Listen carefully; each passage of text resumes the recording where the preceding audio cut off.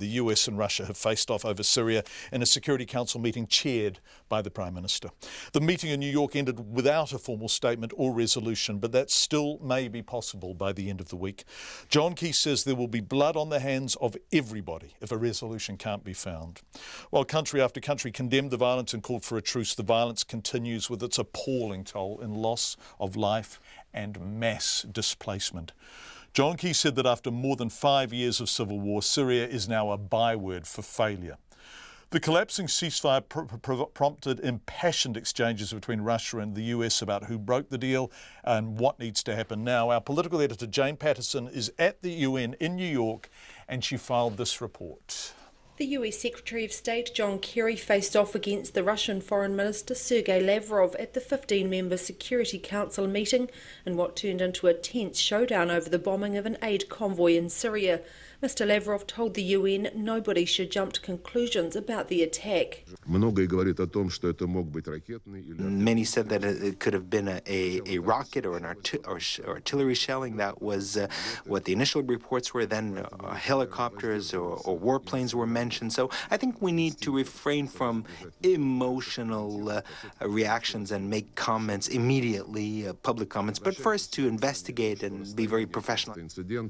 That was too much for John Kerry. I listened to my colleague from Russia, and I sort of felt a little bit like there's sort of in a parallel universe here. It's when you've signed up to a ceasefire and you don't adhere to it, what kind of credibility do you have? John Kerry demanded that Russia and the Syrian government immediately halt flights over Syrian battle zones in what he called a last chance to salvage the collapsing ceasefire deal. Now, I have said to Russia many times, it's very hard to separate people when they are being bombed indiscriminately. And when Assad has the right to determine who he's going to bomb, because he can, quote, go after Nusra, but go after the opposition at the same time because he wants to, you create a confusion that is impossible to separate out and therefore preserve a ceasefire. So we need to get to the prohibition on flying, my friends. The aim of the ceasefire between the US and Russia, which took effect 9 days ago, is to enable humanitarian aid to be delivered to besieged areas and allow the pair to jointly target Islamic State jihadists. Despite the tense exchanges during the meeting, John Key told reporters afterwards there was a general consensus on what is needed. It's fairly obvious for everyone to see, the raw emotion on display today, some pretty hard-hitting interventions. But in the end, actually, all of the interventions came back to the same place, that it might be messy and it might be clunky and it might even be a bit untidy, but the ceasefire is the only way of really getting a solution ultimately in Syria. The Foreign Affairs Minister Murray McCully says given the recent attacks in Syria, the meeting New Zealand chaired was timely. There was a moment of optimism when the agreement was struck between Kerry and Lavrov, and for the last few days we've seen momentum slide in a very negative direction.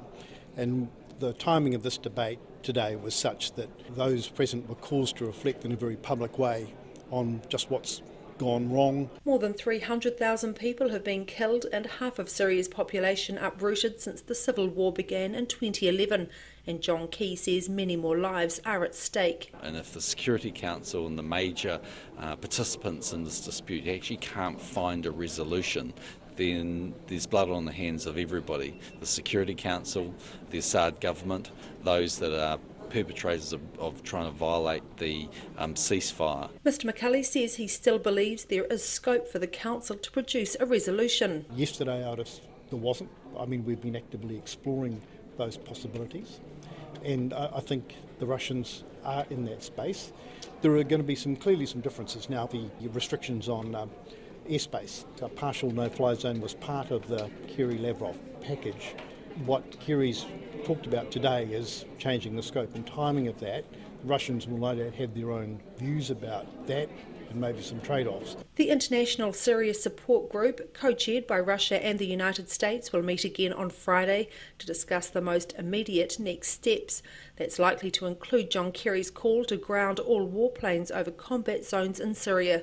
In New York for Checkpoint, Jane Patterson.